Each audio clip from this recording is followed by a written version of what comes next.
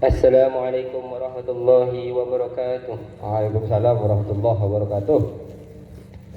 Perkenalkan, nama saya Tahirin, putra dari Bapak Hermansyah dan Ibu Wahdah. Alamat Pulau Maya, Kayong Utara. Pulau Maya. Baca kitab. Yuk. Bismillahirrahmanirrahim. Faslun. Ai hada faslun. Adapun ini itu pasal fi dzikri syai'in, di dalam menjelaskan sesuatu, minal ahyani, dari barang-barang al-mutanajjisati, yang terkena najis.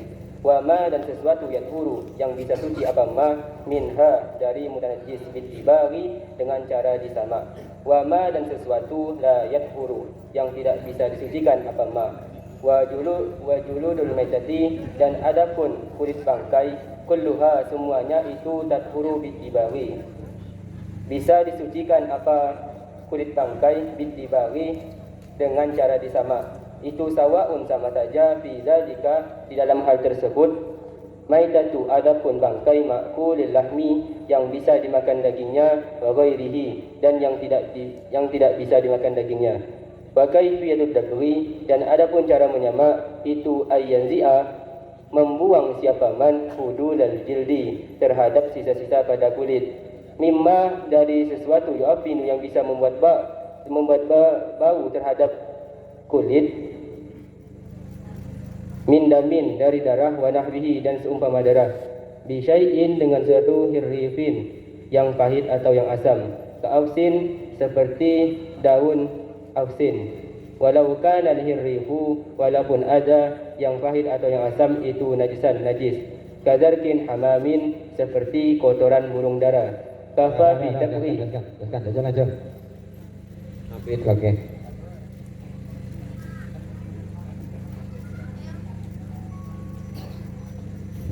Udah. Jelaskan fisik risaidin. Jadi pasal di sini menjelaskan sesuatu yang terkena najis lalu bisa disucikan, dan yang sesuatu yang najis tidak bisa disucikan. Wajudu dul maitati, dan adapun kulit bangkai, kulluha, semuanya itu tadhuru bitibari, bisa disucikan. Jelaskan Dengan sama. Jadi kulit bangkai semuanya itu, baik bangkai yang dagingnya bisa dimakan dan yang tidak bisa dimakan, itu bisa disucikan dengan sama. Terus cara untuk menyama adalah dengan menghilangkan. Jadi cara menyama itu adalah membuang sesuatu yang bisa membuat bau terhadap kulit tersebut, seperti darah dan sesama darah. Daging sisa itu, Pak. Nah, terus Jadi dengan apa? Cara menyamanya dengan apa? menyama ini menggunakan sesuatu yang pahit atau yang asam, Apa contohnya apa? seperti daun bidara. Daun bidara. Nah, apa daun bidara? Karena daun bidara itu rasanya pahit. Apa? Kelat. Ikelat. Yang kelat. Tuh. Jadi jika di sekitar kita sesuatu yang pahit atau yang kelat asam ini tidak ada yang suci, maka tidak apa-apa menggunakan sesuatu yang najis, selagi rasanya itu pahit, asam atau kelat, seperti kotoran burung dara. Yang penting rasanya pahit, asam dan kelat. itu. Ayo terus.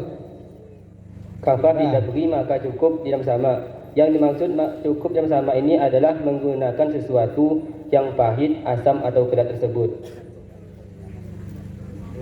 Terus illal jildal kalbi wal hinzir wa ma tawallada minhuma aw min ahadihima. Jadi di atas telah dijelaskan bahwasanya semua kulit bangkai itu, baik bangkai yang bisa dimakan dagingnya dan yang tidak bisa dimakan dagingnya, itu bisa disucikan dengan cara disama. Akan tetapi musannif di sini mengecualikan lagi terhadap kulit bangkainya anjing dan kulit bangkainya babi dan keturunan dari keduanya. Tidak dapat ada. Di keturunannya babi apa? Babi. Iya, berarti kan babi memang sudah tidak boleh. Kan babi yang bodoh cecek. Tidak mah. Yang dari keturunannya itu maksudnya apa? Ngapa ada kata keturunan? Misalnya Apa? misalnya nanti berubah. Ada anjing sama anjing bersetubuh, misalnya keluarnya ayam, maka ayam tersebut tidak bisa disucikan dengan cara disama. Oh, ketika babi bersetubuh dengan hewan lain, terus keluar anaknya, anaknya berubah misalnya babi sama kambing, anaknya bedal kambing. Berarti kambing ini tidak bisa Sama. Nah, berarti yang dimaksud keturunannya itu bukan ya kalau babi ya berarti beranak babi. Babi sudah termasuk yang tidak bisa disama. Ini sudah pasti. Kenapa masih menyebutkan keturunan? Karena takutnya nanti kawin silang, bener ya? Betul. Karena takutnya kawin silang nanti ada babi kawin sama apa? Biawak. Keluar apa? Atau sama kambing keluar kambing. Maka kambing ini ikut keturunannya dari dari babinya. Berarti bani celeng ya. Bani celeng. Kalau yang kalbun ya bani bati. Bani bati. Sama berarti keturunan dari kedua hewan tersebut tidak bisa disama. Terus lanjut. Wazmul maitati, dan adapun tulang bangkai, fasya'ruha, dan bulu bangkai, itu najis. Wakadal maitatu, dan adapun wakada, dan begitu juga azmu wa sya'ruha, al maitatu, adapun bangkai, aidon secara juga najis. Jadi hukum tulang dan bulunya bangkai itu hukumnya najis. Begitu juga dengan bangkainya tersebut hukumnya juga najis. Dan di sini musannif menghendaki bahwasanya yang dimaksud dengan bangkai itu adalah hewan yang akhir nyawanya atau yang matinya itu tanpa sembelihan. Tanpa sembelihan maka dihukumi bangkai. Terus walaupun disembelih akan tetapi tidak secara syariat itu juga dihukumi bangkai. Ya, terus. Fala yustasna, maka tidak dikecualikan hina izin seketika janinu apa janin al-muzakkatu yang disembelih idza kharaja ketika keluar min batni ummihi dari perut induknya janin maitan dalam keadaan mati. Jadi jika ada janin yang keluar dari perut induknya sedangkan induknya ini matinya tidak secara syariat, maka janin tersebut dihukumi bangkai seperti induknya. Begitu juga dengan sebaliknya, jika ada janin yang matinya seakan-akan diakibatkan penyembelihan induknya tersebut, sedangkan penyembelihan induknya itu secara syariat, maka janin tersebut tidak dianggap bangkai. Karena li'anna zakatahu, sesungguhnya penyembelihan janin fi zakati ummihi, dalam penyembelihan induknya. Jadi penyembelihan janin tersebut ada pada penyembelihan induknya. Jadi janin yang keluar dari janin yang keluar dari perut induknya, yang sedangkan induknya itu matinya di akibat sembelihan, janin tersebut tidak perlu disembelih lagi. Karena mengapa? Karena penyembelihan janin ada pada penyembelihan induknya janin. Matinya karena induknya disembelih. Ya. Jadi kalau ada janin hewan, induknya disembelih, anaknya ikut mati, maka anaknya itu mati ikut induknya, berarti halal. Karena induknya disembelih secara halal. Kemudian induknya mati, anaknya mati, udah mati, disembelih, sok icak-icak disembelih. Nah berarti anaknya ini dihukumi mati induknya kenapa? Karena dia tanya kayak menjelas. Mati induknya ini karena kena tabrak, ngasih ada jantung beri kena tabrak, mati.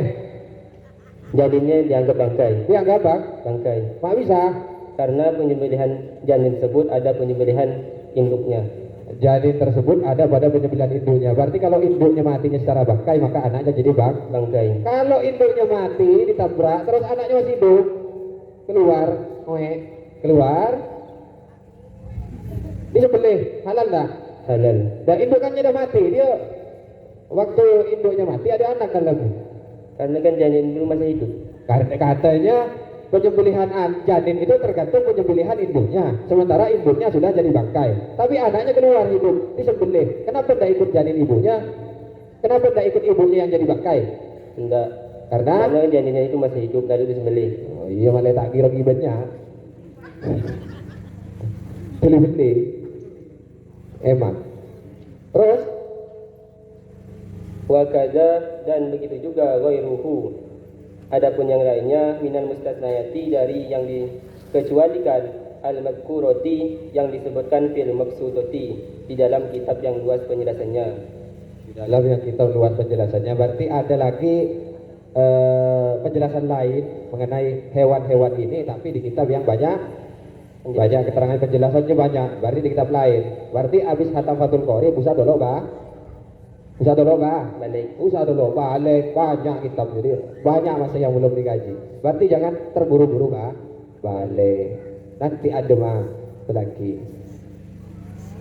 terus